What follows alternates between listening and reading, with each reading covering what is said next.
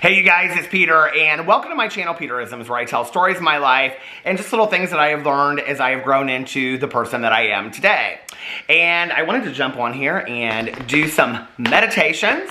So I brought all of the meditation books that I regularly bring. I haven't read any of these today, so let's go through here and magically pick Journey to the Heart by Melody Beattie. You know, I love this book so much.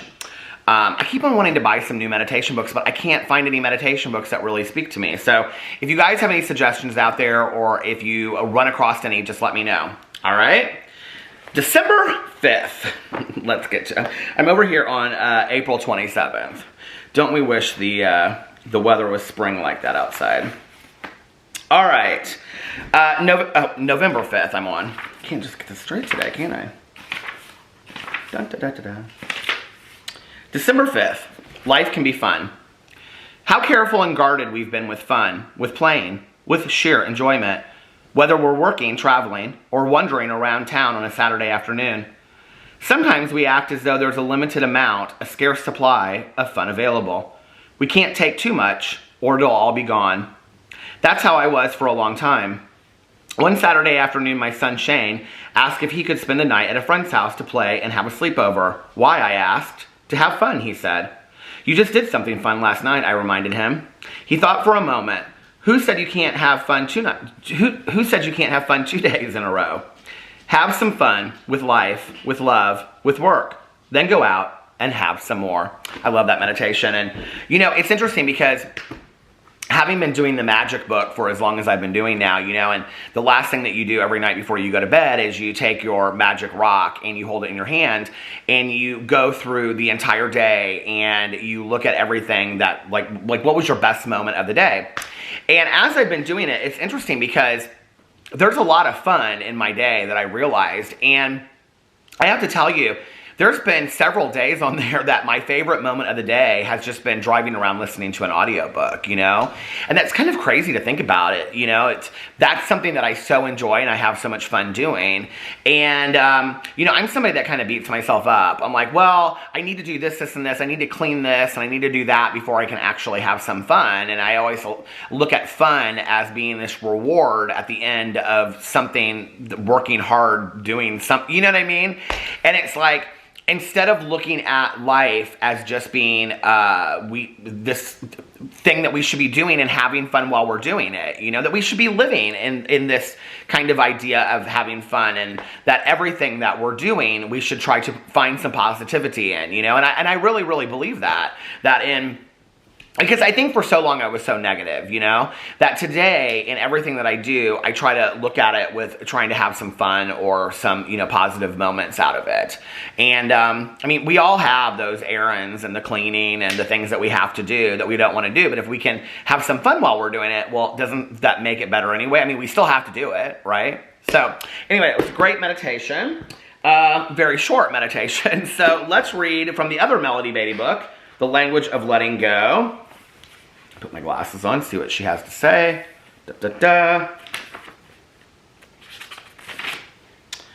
Oh, difficult people. This will be interesting.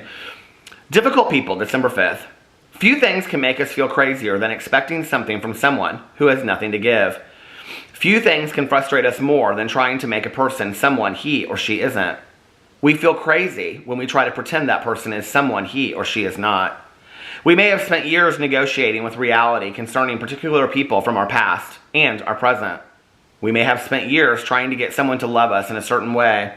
That's a big, huge part of codependency. When that person cannot or will not, it is time to let it go.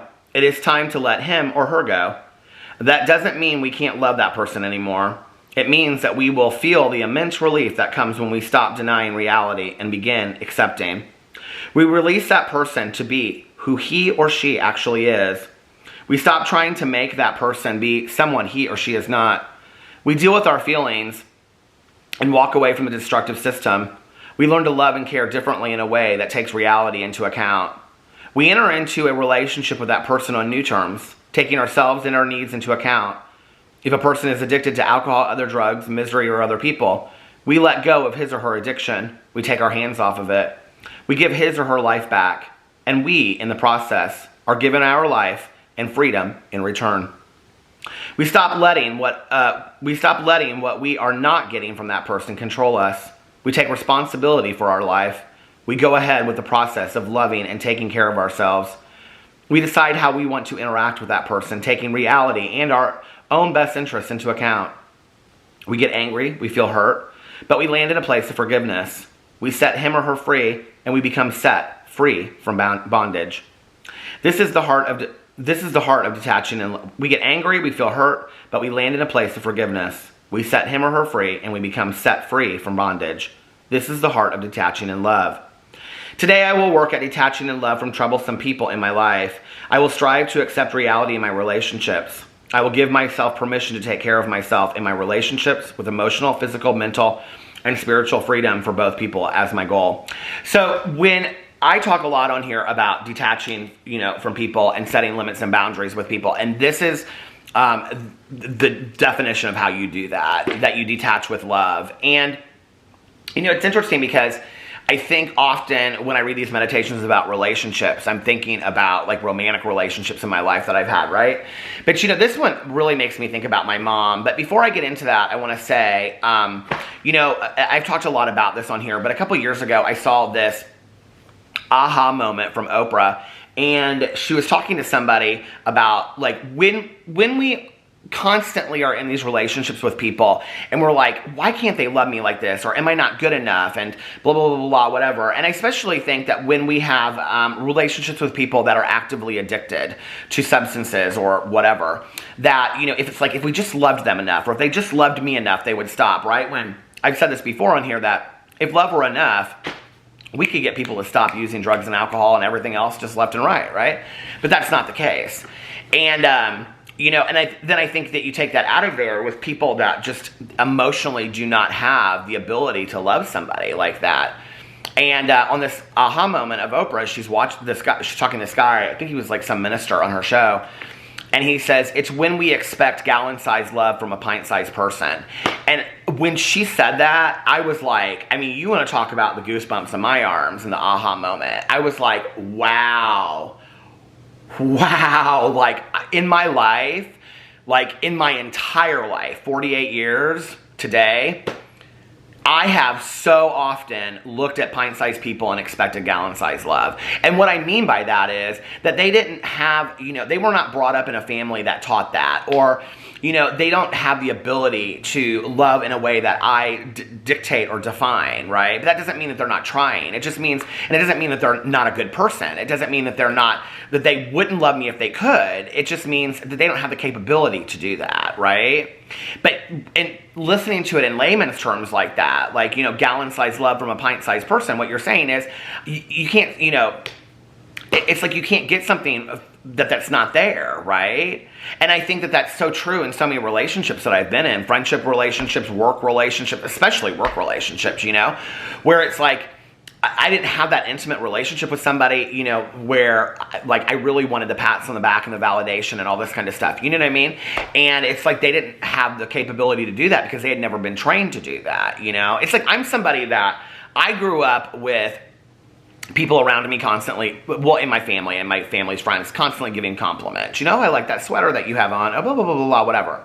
With the exception of my mom saying, you're not leaving this house this way, going to school with my hair that one day. But I grew up with like a lot of compliments. So I'm somebody that does that a lot. And I think that like I give a lot of compliments. And I think that however you grow up is probably what you're going to do in return to some degree, if that makes sense.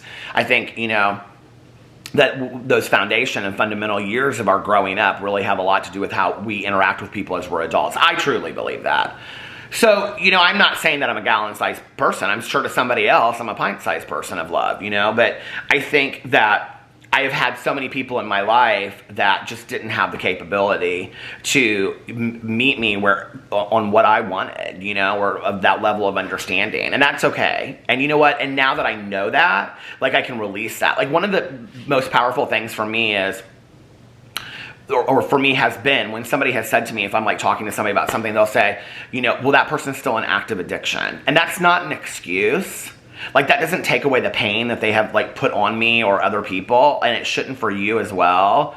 But it does make me understand, right? Like, that person's still in active addiction. Like, they're not thinking straight. Like, they're still dealing with this whole burden of things, right? Like, so, sure, I can be mad at them. I can be mad at the addiction. I can do all that. But at some point, it's kind of pointless. And it's like, you have to detach with love and say, I accept the fact that you're not willing to get help. I accept the fact that you are in your active addiction, but I don't have to engage with that, see? Like, I can set the boundary for that. And that's where I'm at with it today, with people in my life that are negative or that are toxic or whatever. I'm like, I don't have to engage in that. I don't have to interact with that today. And that doesn't even have to be drug stuff, you know, or alcohol stuff. That can just be toxicity, like, or negativity, just somebody that's a Debbie Downer. You know, I don't like to be around a lot of Debbie Downers today, because I used to be, and I'm not one of those anymore. So I can set limits and be like, hey, you know what? I accept the fact that you're a Debbie Downer. I accept the fact that you don't want to change, but I don't have to engage with that. The reason why it reminds me of my mom is, you know, when I got sober, my counselor said to me, you need to, like, not interact with anybody in your life that, you know, uses substances addictively, or at all, really. I shouldn't have been around them, and I wasn't.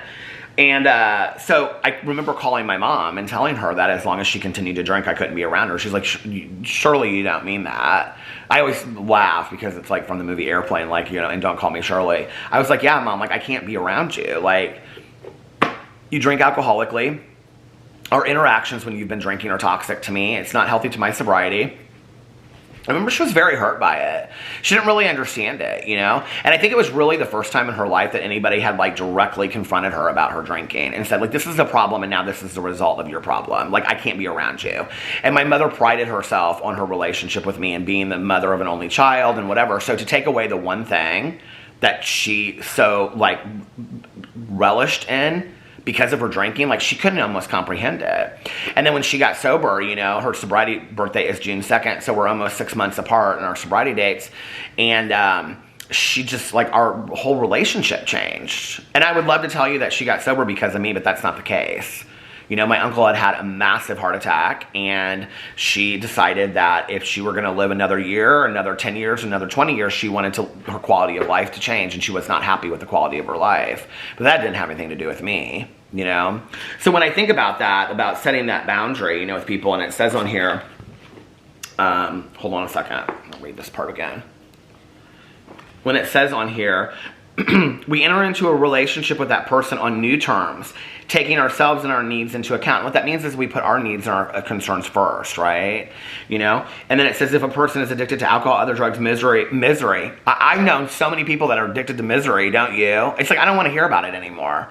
I'm sorry that you have the worst life in the entire world, and I have been your friend, and I have tried to help you with solutions, and you really want to stay in the problem, not in the solution. You know, if you want to get a solution, I'm here for the solution, but I don't want to stay in the problem with you. I just don't. If a person is addicted to alcohol, other drugs, misery, or other people, we let go of his or her addiction. And what that means is I'm no longer responsible for your addiction, okay? I'm not responsible for what you're going through. Like, that's, you know, like, I can remember that one time with my mom sitting right here in this condo. You know, she was going on and on and on about how sad she was, and she just wasn't happy very often. And I looked at her, I don't know where it came from. I don't have any clue where it came from. And I looked at her and I said, Mom, I'm not responsible for your happiness. And I was like, and she looked at me and she said, what did you just say to me? And I was like, I'm not responsible for your happiness. And she looked at me, and I feel very, very blessed that I had the mother that I have. This was when she had been sober a few years too. And just to prove that sobriety does not equal happiness and joy 24 hours a day. And I said to her, she looked at me and she goes, do I make you feel that way? And I was like, oh yeah. I said, yeah, you do make me feel like I'm responsible for your happiness. Because she was saying something about, like, I don't come over here enough and blah, blah, blah. And this was in the middle of me getting my master's degree, working 60 hours a week. I was in a full-time. I was in a relationship. I lived with my boyfriend at the time, and my best friend was my roommate. So, you know, it's like I had all this stuff going on in my life, and I still found time to stop by my mom's house, you know, after work a couple nights a week, but it wasn't enough. It never was enough. She would have had me over here 24 hours. She talked about me moving into her basement, you know? I'm like, that's not gonna happen. You know what I mean? Like, I'm sorry, but I'm not responsible for your happiness. I'm sorry, but I can't take the misery of your life away. I can't get you sober, and I can't get you drunk. That's a recovery thing, and I need to be reminded of that on a regular basis, okay? See, I don't have the ability to get somebody drunk, and I don't have the ability to get them sober either. They have to do the work. They have to want it. And if they want to get drunk or use bad enough, well, hell, they're going to do that too. And that doesn't have a whole lot to do with me.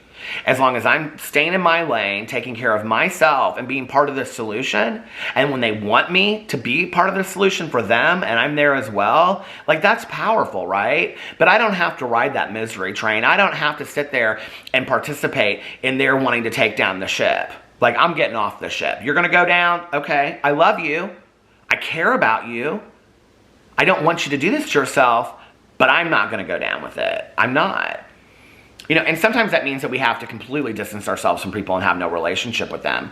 Other times it means that we can stand back. You know, I have friends of mine that have, you know, exes of theirs they have kids with that are still actively using and whatever. And can you even imagine like how hard that would be? And it's like, how do you get yourself to understand, you know, where that person is coming from? You know, and just, and these are sober friends of mine, so they understand sobriety, they understand addiction. But I think when you bring in kids and relationships, it's so hard, right? And I don't know, sometimes I think if you can distance yourself from it and say, well, this person is still in active addiction, you know? And when they want to get sober, hey, I'm here for that, okay? But as long as they're continuing to use, no, I don't need to engage in that. Because I can't make sense of that. Like, I can't, you know?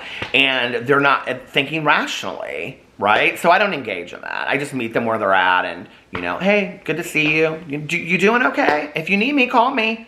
You know, I'm always there for people, but, like, I don't have to engage in that. And my circle has gotten a lot smaller over the last couple of years, and I'm not sad about it, you know? The people that I have in my life today are people that I can depend on. They're people that care about me. They're people that love me. You know, they're people that I love. They're people that I hope they depend on me as well. And, you know, like, we have those mutual relationships today where we take care of one another. So it's not, I don't have a lot of toxic, I don't think I have any toxic relationships in my life today. That's probably a big reason why I do feel peaceful and serene. And I don't feel bad about setting limits and boundaries with other people today. You know, people want to like go there. Like, I don't really push the conversation until people want to demand it from me. And then I'm like, okay, you want to know why? Here's the reason why, okay? Sorry that you had to hear that, you know, but it's like, I've worked on myself, you know, like, I don't need a lot of that in my life today. It's if you are somebody out there that is surrounded by a lot of negativity and toxicity in whatever form that comes in, whether it's addiction or misery or whatever, okay, it is emotionally exhausting. It is an emotional roller coaster. I don't have it today. I just don't.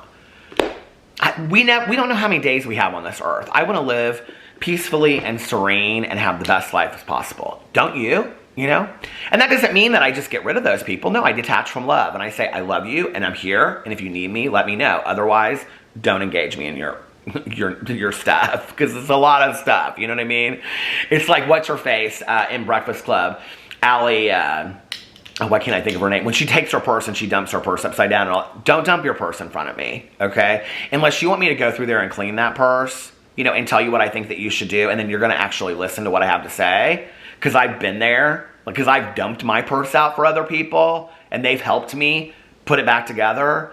You know, like, don't. Like, because I have had people in my life that dump their junk constantly, you know? And it's like, oh my God, you know? And then do you ever just feel like, when's it my day? You know what I mean?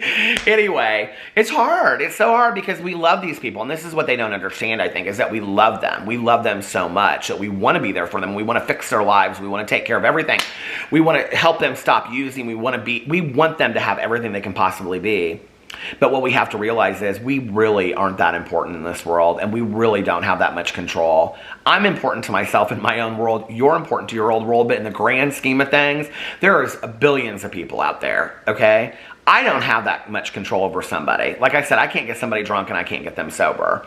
I can't make somebody do what I want them to do. Never have I ever been able to do that.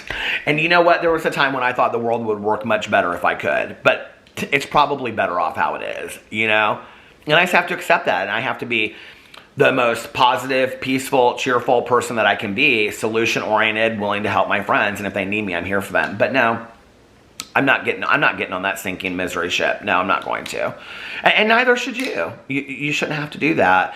And so people ask me all the time, well, what if it's your family? What if it's somebody that you have to interact with? You can interact with them and set boundaries, you know? As soon as it starts getting there, you just go, okay, I gotta go. Set a time limit, you know? Say if it starts getting, if we go over there and it's good, blah, blah, blah. Sooner or later, people will understand. When you start checking out, you know, when it starts getting like too much drinking going on, or the negativity starts up and you're like, okay, I gotta go. Like, they'll get it. Like, every time I start getting negative or every time I start drinking a lot, they leave. But you know what? This is what's always crazy to me is when people say like, but it's my mom or it's my family. Why are their wants and needs to be miserable, to be drunk, to be intoxicated, to hurt your feelings, to say hurtful things? Why is that more important to be guarded than your feelings? You know, you're important to you. And when I say like, we're really not that important, I mean in the grand scheme of the world, okay, in the universe. But to each of our own lives, we're extremely important. So when we say, but I can't because of my mom, no, the question we have to ask ourselves then is, what am I getting out of this? What am I getting out of this relationship that is back and forth? I'm getting something out of it. I must feel needed or wanted or something in that situation. Because nobody wants to be in a toxic relationship. It's not healthy. So if you choose to stay in it, and you not set boundaries, because you can have somebody in your life and set boundaries and still love them and say, I love you, but I'm just not going to be part of this, you know? So I'll see you tomorrow, okay? And then tomorrow we'll start over again. The next day gets negative. You go, okay, I got to go. I love you. You don't get rid of them. You don't have to get rid of them. But, you know, at what point do you say, like, I'm not going to have this in my life anymore? So anyway, that was a great meditation. I talked more than I thought I was going to talk tonight. Let me know what you think in the comment section below. I love you guys, and I will see you tomorrow.